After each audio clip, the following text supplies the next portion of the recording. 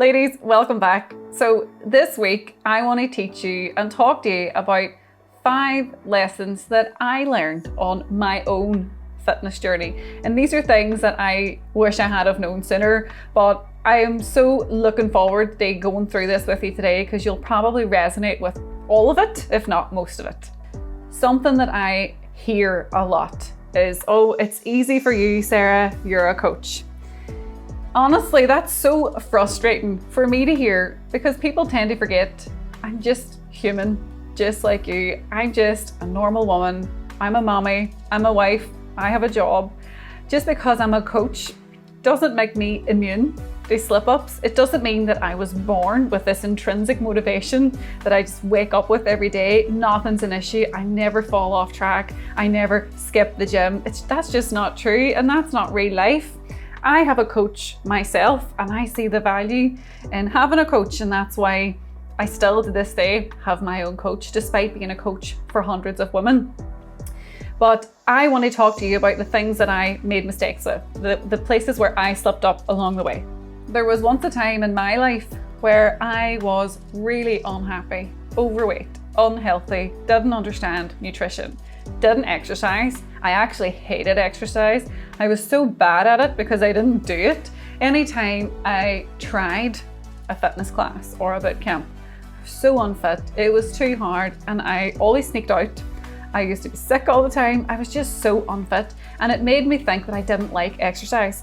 But what I now know is that I hadn't found something that I loved, something I actually enjoyed, and something that gave me the results that I was looking for. I know how it feels to be overweight, to be unhappy, to hate what you see when you look in the mirror. I remember that feeling so much, that frustrated feeling that it gets you emotional when you're trying to get dressed and nothing fits. You feel your clothes getting tighter. You're literally unhappy when you see yourself in the mirror. I remember that feeling so well, and I know exactly how you feel. If you're watching this and you're at that point now, please rest assured I understand you because I was once there too. But people do tend to forget that, and they think that I've always been fit and I've always been in shape and it's so easy for me, and that's just not the truth. I had a hard journey. I had many failures along the way, and now I want to talk to you about what they were, and I'm sure you'll find yourself resonating with lots of these. So I remember initially being so unhappy with how I felt and how I looked, and at the time the big culture around fitness and what shape and size you were was all about what you weighed. And there were literally clubs where Weight Watchers, for example, someone where you went and got weighed, and if you lost weight you were doing great, and if you didn't you were doing bad, or if you gained weight that was just the worst possible outcome. So naturally, as we grew up with this culture, I associated weight loss with happiness. I'll be happy when I'm a certain weight. If I'm X amount on the scales, or if I lose 7 pounds, then I'll be happy. I really thought that being a certain weight was going to be the answer to all my problems. And if I could just lose that half a stone or that 1 stone, or get to whatever weight that everybody else was, or the people on the front of the magazines who were 8 stone, all these celebrities that they literally used to print their weight on the front of magazines. And it was an unrealistic standard for us to live by, but that's what I believed. So I really chased weight loss above all else. I didn't think about fitness. I didn't think about health. I didn't think about longevity. I just thought about being lighter. And obviously we know better now, and I know that that's not the answer to my prayers, but I really thought it was. So to that effect, I literally tried every fad diet going just to get results. Needless to say, none of them worked. So fad diets were very much a part of the early stage of my own fitness journey, and I mean it when I say I tried everything going. I tried shake diets, I tried keto, I tried only having soup made from vegetables for a week, I tried special K diet, like literally you name it, I have tried it. It was so bad that I remember assuring my mum, this is fine, this is normal, everyone's doing this. You just have this shake for all your meals and you're allowed 1 meal a day.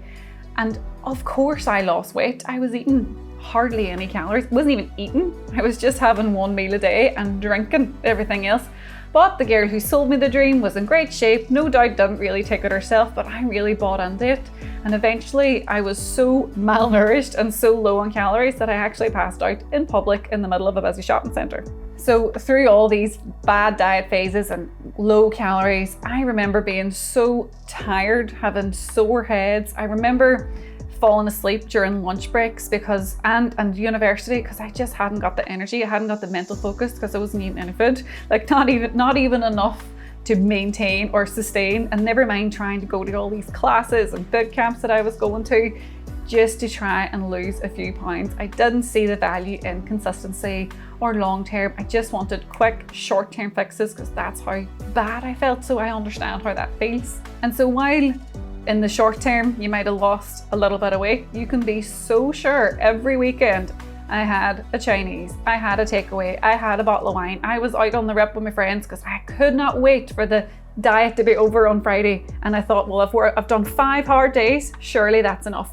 I deserve this. I'll reward myself at the weekend. And then you gain back the weight, and then the cycle of frustration begins again on Monday. So secondly, I remember falling into a cycle of this restrict and reward cycle, this binge and restrict cycle. So you had been so good all week. You'd been eating salads, like I literally thought you had to eat salads only to lose weight. And I remember being so restrictive all week that I would reward myself with food, like a dog. Now, I remember going to boot camps and classes and working so hard and then going home and having a takeaway on the way home because I thought I earned it. Girls, you don't have to earn your food. You don't have to give yourself a reward just for working out. What that'll do is it'll create a negative feedback cycle for yourself where you think that you have to do this hard, challenging thing just to get something good.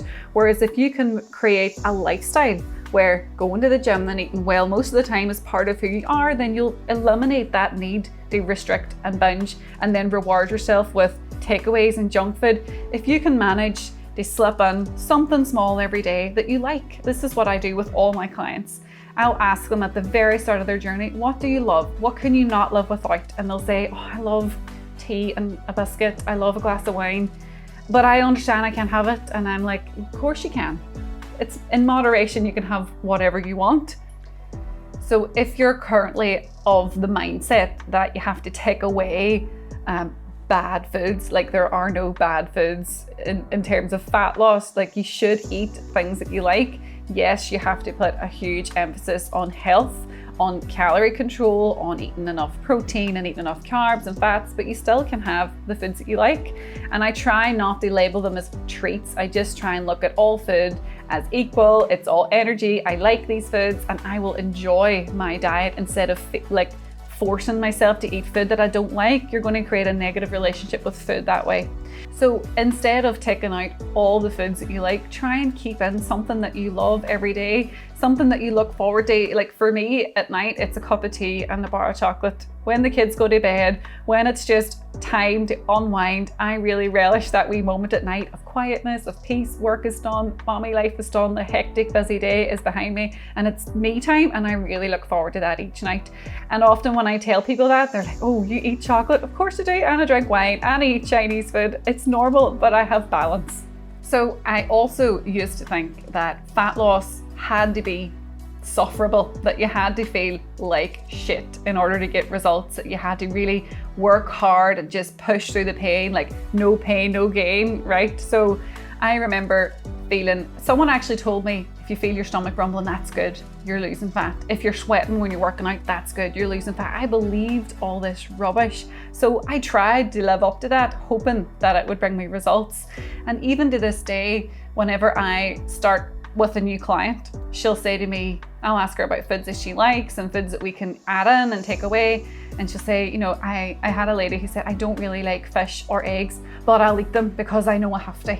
And I was like, of course you don't. You don't have to eat anything you don't like. And you certainly don't have to suffer in order to see results. So when we first create a plan for a client, more often than not, they're thinking, this is too much food. Are you sure I can eat all this? I can't believe I can have wine. I can't believe I can have chocolate. You could, of course you can. We have everything in moderation. We prioritize healthy foods, nutritious options, and we prioritize enjoyment as well. That's what's going to get you results. Remember, a few videos ago, we talked about consistency and sustainability. The best diet that you can follow is the one you can follow the longest.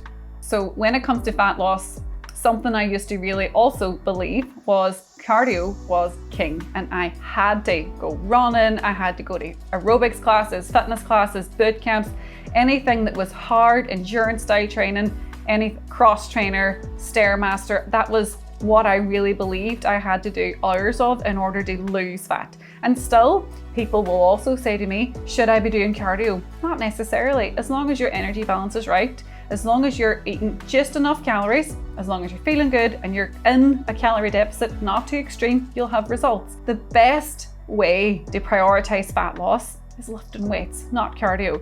Lifting weights is going to give you muscle mass. It's going to actually change your physique.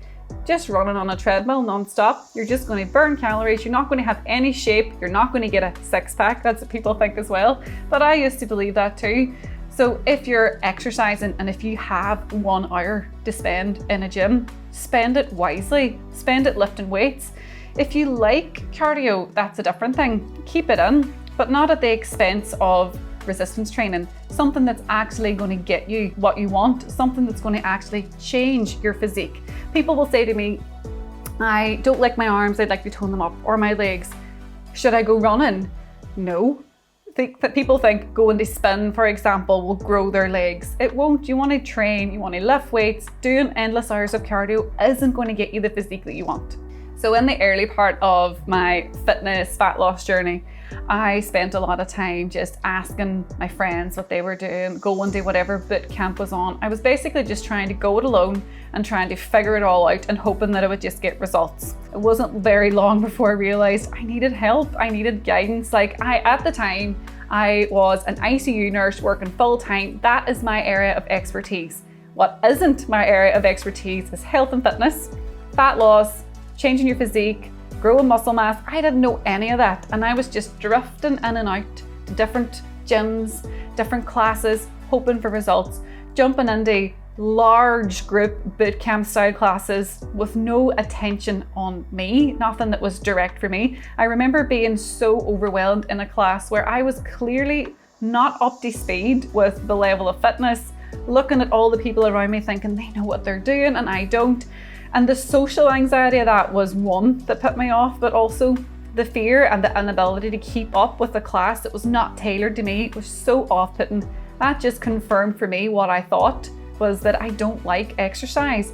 But once I found a coach and found a type of training that I liked, that found an approach to nutrition that was doable, was enjoyable, that gave me flexibility, then I started to really see the value in a coach and having someone who's a professional in this area take the reins for me. And then I had a complete transformation. Initially, people will ask me, how long did it take you to see results? And I had a great coaching experience and I was prepared to do the work in the long run. I had to leave behind that I need quick fix results mentality. And initially my first whole fat loss body transformation phase took me 12 months, a full year, but it was so enjoyable. I built so much muscle mass. I completely changed my relationship with food, my relationship with training, and I was truly a different person. It not only changed me physically, but it changed me mentally, and that's something that I will always have a healthy, fit lifestyle to thank for. So before this point, I was so used to spending my money on nights out. I used to spend a lot of money on makeup and clothes, things that were just comfort blankets, things that I could hide behind because I was so cripplingly insecure. I hid behind people in photographs. I didn't like going out. I didn't like getting dressed up because I was unhappy. And I used to spend all my money on material stuff and things that weren't really making me happy, but I didn't see the value in fitness or coaching at the time simply because I didn't have anything that was right for me. And then I found a coach and eventually everything fell into place. And since then, which was 8 years ago, I have spent thousands on coaching for myself in the pursuit of being a better person, so much so that I have had a complete career change. Now this is what I do for a living. Having been through that painful experience and that that lonely journey at the start, I know how hard that is as a woman. And that's why I do what I do now, because I truly want to share my experience with so many women. I want you to have just as enjoyable as an experience as I have, and that's why I do what I do. To this day, I have helped thousands of women transform their lives, their bodies, their mindset. I've invested in my own personal development. I've had coaches in so many different areas of life, health, fitness, mindset, personal development, business coach. I've had so much coaching. Now I see the value in reaching out to another professional in an area that I'm not good at. That is what changed the game for me, seeking a coach and having someone take the reins and show me how to do it the right way. So by watching this video, I'm sure that you have resonated with many of the points, if not all of them. And the key takeaway message is for you not to make the mistakes that I have. So use this video to learn from my experiences and share it with your friends. Share it with someone who really needs to hear this. That's all for this week. I hope you really enjoyed it. Come back next week for more, and don't forget to hit subscribe below.